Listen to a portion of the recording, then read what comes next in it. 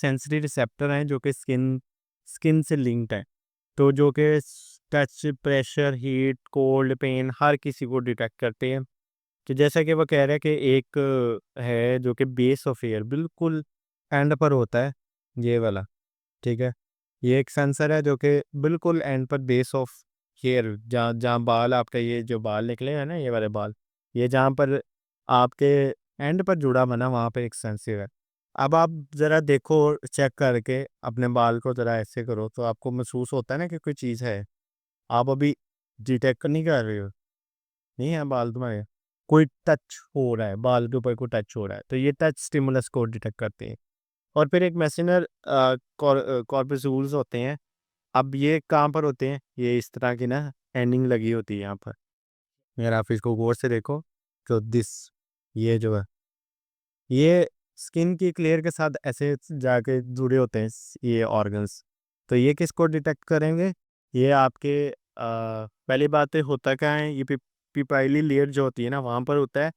और ये ridge of fingerprints, जो आपके ये फिंगरप्रिंट्स, ये नहीं निशान बने हुए, यहाँ तक बाहर तक आए होते हैं।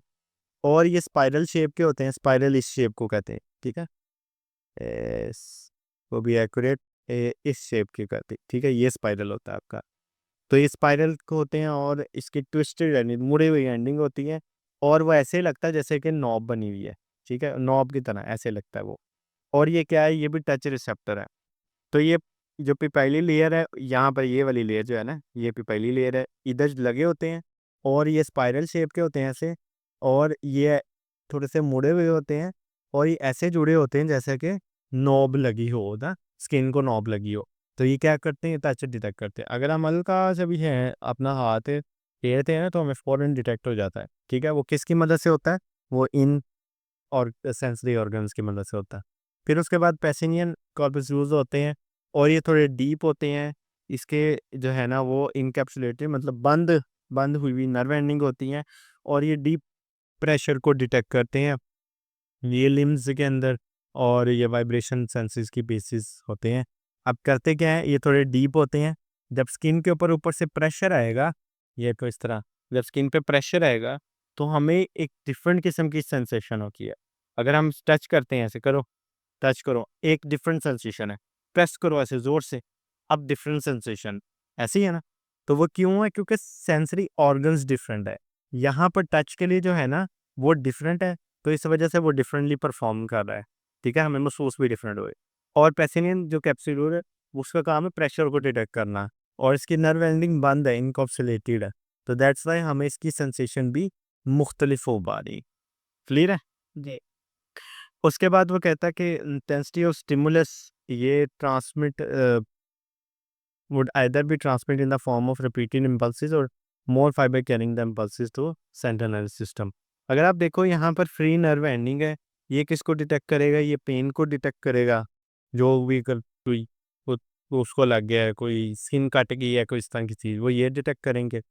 और वो कहता है कि ये कितनी जल्दी डिटेक्ट करें, या कितनी ज़्यादा पेन या कितना ज़्यादा प्रेशर डिटेक्ट हो, ये डिपेंड करता है कि कितनी जल्दी कम्युनिकेशन क्रिएट हो रहा है सेंट्रल नर्वस सिस्टम, मतलब ब्रेन का, विद योर सेंसरी ऑर्गन्स, ठीक है, इस पे डिपेंड करता है। और वो कहता है कि जो पेन रिसेप्टर है ना, वो 27 गुना ज़्यादा अबंडेंट होते हैं देन कोल्ड रिसेप्टर, क्योंकि pain is more important than the cold one. और वो कहता है जो कोल्ड रिसेप्टर होते हैं वो 10 गुना ज़्यादा होते हैं बनिस्बत हीट या टेम्परेचर रिसेप्टर। अब देखो हर चीज़ के लिए अलग-अलग डिटेक्टर रखा हुआ है। पेन है, उसके लिए अलग डिटेक्टर है। हीट है, अलग डिटेक्टर है। कोल्ड है, अलग डिटेक्टर है। अगर प्रेशर है, कोई ज़ोर है, वो अलग है। टच है, वो अलग है। ठीक है? तो अल्लाह ताला ने एक ऐसा मैकेनिज़्म बनाया है कि हर किसी का अलग। अब पेन इस ज़्यादा ज़रूरी है क्योंकि बॉडी ने रिएक्शन करना है फ़ौरन उसको सॉर्ट आउट करने के लिए बनिस्बत कोल्ड के। तो वो 27 गुना ज़्यादा है कोल्ड की निस्बत, और कोल्ड वाले 10 गुना ज़्यादा है हीट की निस्बत, ठीक है? ये इसके अंदर फ़र्क है। जैसा वो कहता है टच रिसेप्टर जो है वो ज़्यादा है फिंगर टिप्स पे बनिस्बत जो है ना वो बैक ऑफ स्किन, मतलब इधर ज़्यादा टच रिसेप्टर है, इधर कम टच रिसेप्टर है। क्यों? क्योंकि हम ज़्यादातर टच किससे डिटेक्ट करते हैं? अपनी फिंगर से डिटेक्ट करते हैं। यहाँ यहाँ से ऐसे तो नहीं ना इतना करता। तो इसका मतलब जो ज़्यादा सेंसिटिव तरीके से डिटेक्ट कर पाएगा वो हमारी ये फिंगर टिप्स कर पाएगी, ये यहाँ पर ज़्यादा होते हैं। और ये आगे फर्दर कहता है द स्टिमुलस और ये कह रहा है कि आपके जो सेंसरी जो होते हैं ना, लाइक हम एक एग्जांपल ले लेते हैं। हम एक एग्जांपल ले लेते हैं, मिसाल तौर पे ये प्रेशर वाला ले लेते हैं। दिस इज क्या है ये रिसेप्टर है। तो ये रिसेप्टर कैसे जाएगा आगे? ये आपकी सेंसरी न्यूरॉन की मदद से ये पैगाम आपका ये पैगाम आपका लेके जाएगा आगे।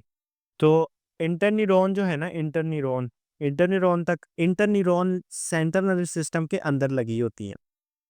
तो वो क्या करेगा, सेंट्रल नर्वस सिस्टम के अंदर मैसेज को ट्रांसफर करेगा। सेंसरी न्यूरॉन का काम है कि रिसेप्टर से मैसेज उठाकर सेंट्रल नर्वस सिस्टम पर लेकर आए। सेंसरी न्यूरॉन का काम है कि रिसेप्टर, मतलब प्रेशर डिटेक्ट हुआ ना, तो जो भी प्रेशर है उसकी इंफॉर्मेशन सेंट्रल नर्वस सिस्टम के पास लेकर आए।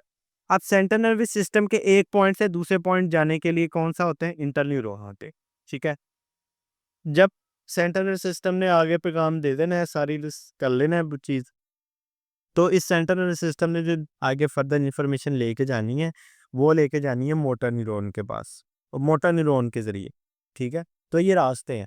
सेंसरी न्यूरॉन जो है ना, वो रिसेप्टर से सेंट्रल नर्वस सिस्टम तक, interneuron within central nervous system, और motor neuron central nervous system से आगे इफेक्टर तक।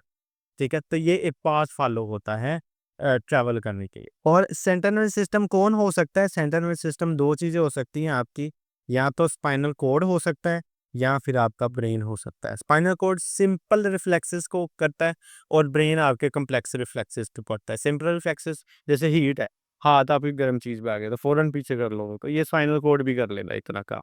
लेकिन कुछ जैसे कोई चीज़ गिरने लगी है, तो अब आपने एक एक फैसला लेना है कि मैं इसको पकड़ूँ, ना पकड़ूँ, क्या करूँ? तो ये एक कॉम्प्लेक्स डिसीजन है, जो कि कौन करेगा? ब्रेन करेगा। ठीक है?